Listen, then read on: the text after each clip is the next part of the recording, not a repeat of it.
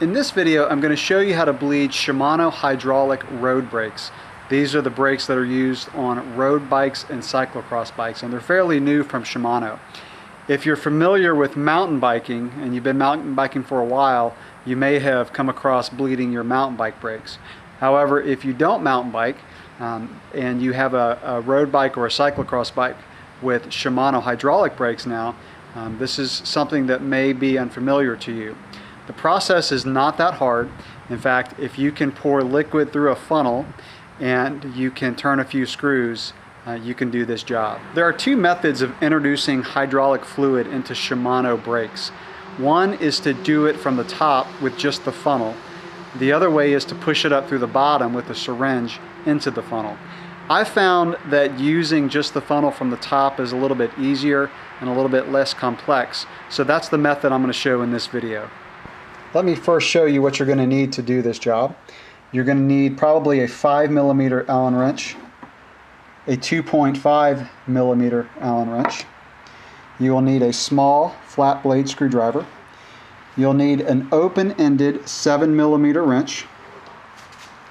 You're going to need some Shimano brake fluid. This is typically the way it comes when you purchase it from your bike shop. And by the way, this is mineral oil. It's not DOT fluid, so you don't have to worry about it corroding your paint or damaging any part of your bike if it gets on it, which is very nice. I like using Shimano brakes partly for that reason.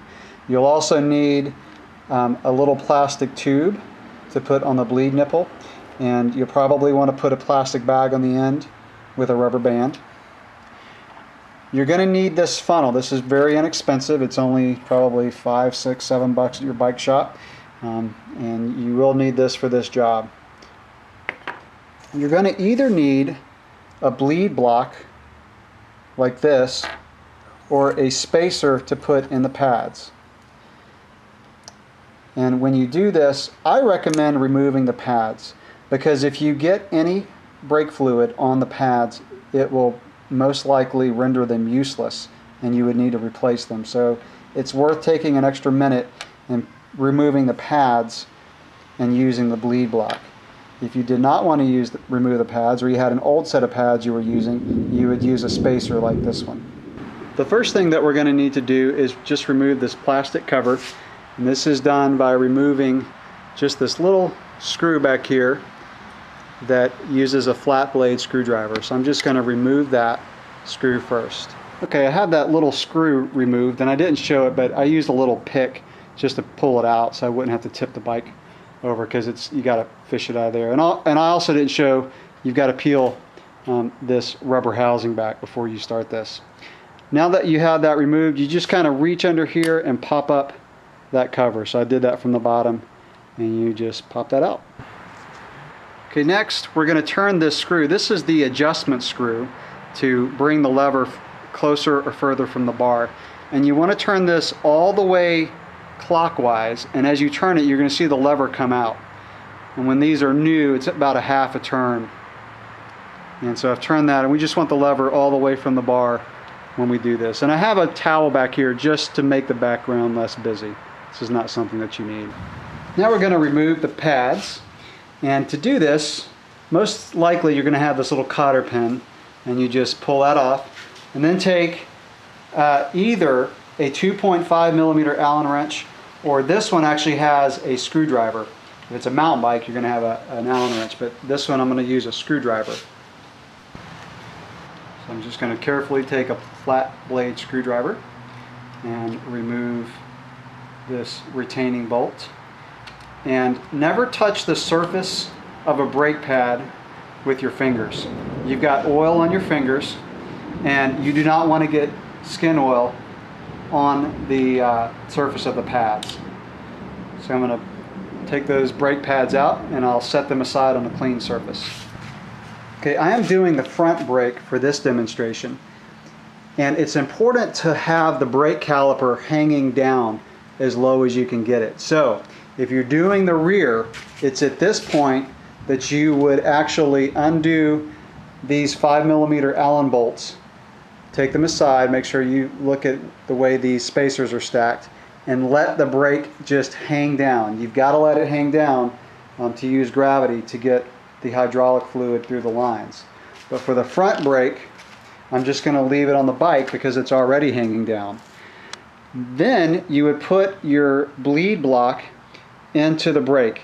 Now that's kind of hard to do if the brake is on the bike because you've got this bracket here, and so after you've gotten the rear off, you would put this up through the bottom and then put the little retaining bolt just to hold it in place. The front, you can actually just lay it right there and it'll just sit there. So I don't have to actually install it. It's already inside the caliper, and the pads or the pistons are able to hit it. So I can just lay this in there. You just got to have something in there because you never want to squeeze a brake lever without anything inside to grab the pistons. If you do, the pistons can come all the way out, and that would require you to disassemble the caliper to put them back in. So always have either the pads with that red spacer that I showed you, or a wheel, or if the pads are out, this yellow bleed block.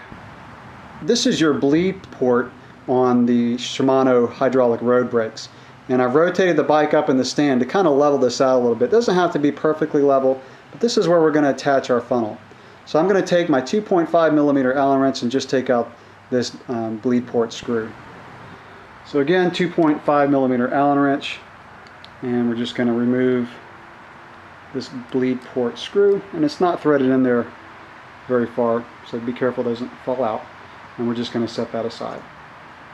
Okay, now I'm going to attach the funnel, and these funnels have a little plunger in here so that you can put fluid in and the fluid doesn't come out until you're ready.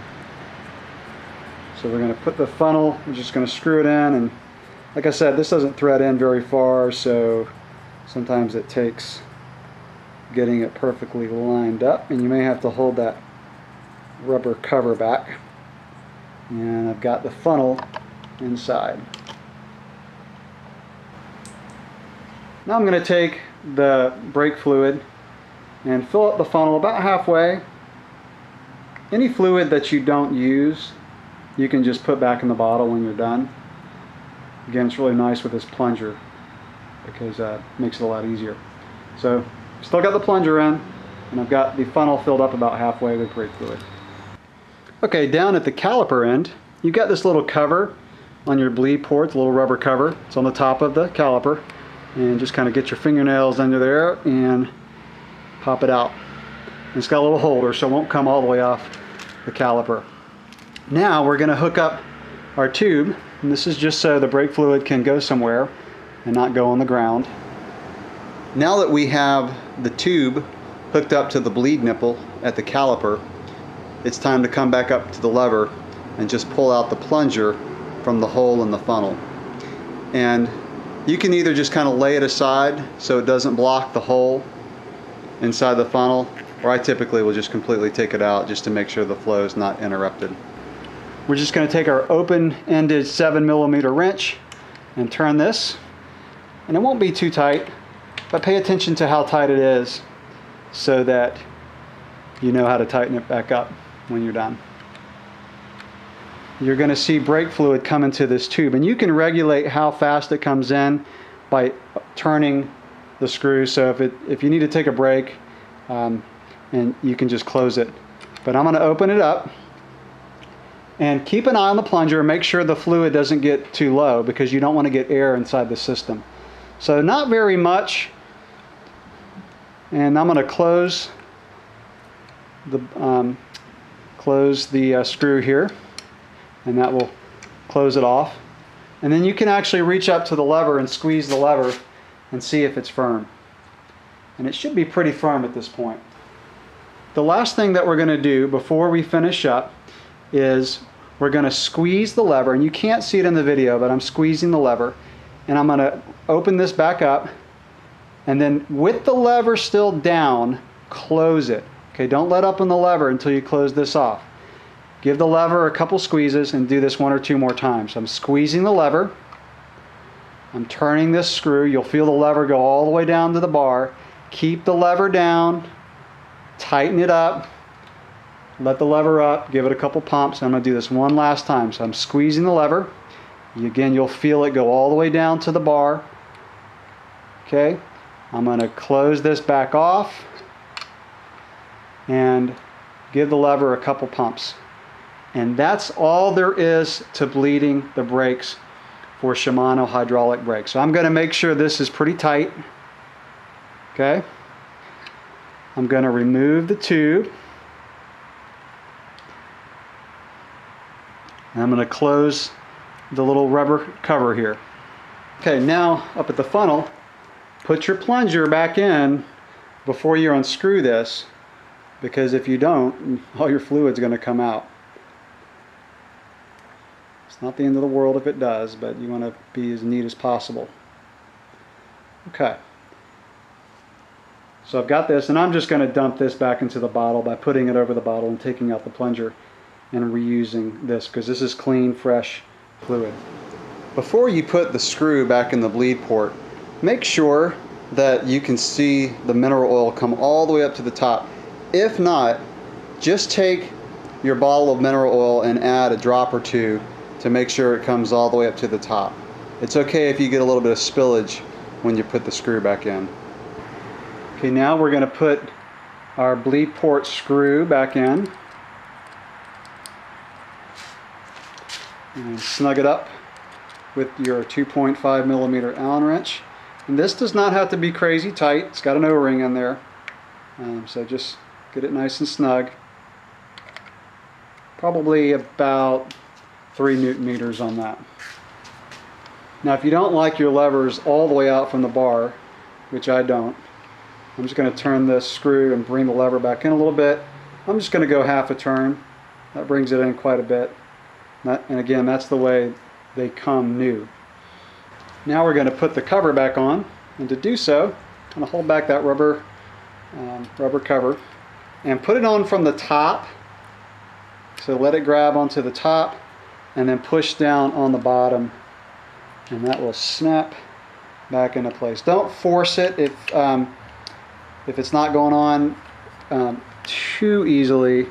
You need to just make sure everything's lined up correctly. Okay, and that will snap back into place, and I'm going to replace the screw on the top that holds the cover in place. So we'll just drop this little cover screw back in the top, let it kind of fall down in there, and then just tighten it up with your flat blade screwdriver. And this is another screw that does not need to be all that tight.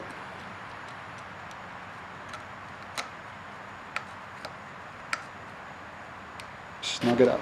Now I recommend highly taking a paper towel and some isopropyl alcohol, douse the paper towel and wipe everything down really good. And before you do this, I actually recommend just going in and washing your hands real good.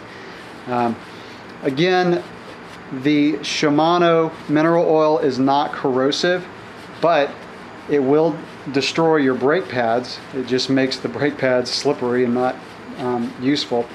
And up here at the lever, you want to make sure there's no oil on the grip surface that you're trying to grip when you ride.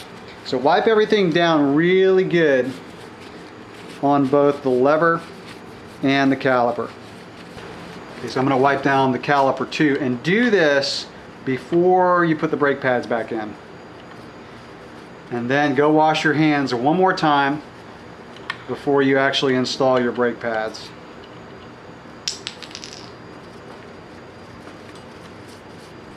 Okay, and the final step is just to drop your brake pads back in there. Make sure you've got your spring in there. Okay, there is a little spring inside the brake pads. So that's 3 pieces, the 2 pads and the spring. Drop it back in there. Line up the holes for the bolt. Just going to put the bolt back in there. Snug it up with a screwdriver. Again, another part that does not have to be crazy tight. Just snug it up with your flat blade screwdriver. Don't forget your little pin that needs to go on the side, and that will hold it in place just in case that bolt were to ever come loose. And actually the very final step is to just put your rubber cover back in, and it's got two little plugs on each side. You just got to kind of work it into the lever, and they've got some little flanges on it, so sometimes you have to put those in sideways, and just get your rubber cover back on and you're good to go. So that's pretty much all there is to bleeding the road bike Shimano hydraulic brakes. It's something that you need to do when you get a new set of brakes, obviously, because you've got to cut the lines to either put them inside the frame or adjust them to the right size for your frame. And I do have another video that shows you how to cut hydraulic lines and reinstall them. The road bike ones are a little bit different because you actually do it from the middle of the line rather than up at the lever, but the concept is the same. This is also something that you need to do if your braking performance degrades. So if your levers start to feel spongy, you've got some air in the lines, and you need to do this bleed process to get the air out. So good luck with your brake bleeding, and thanks for watching.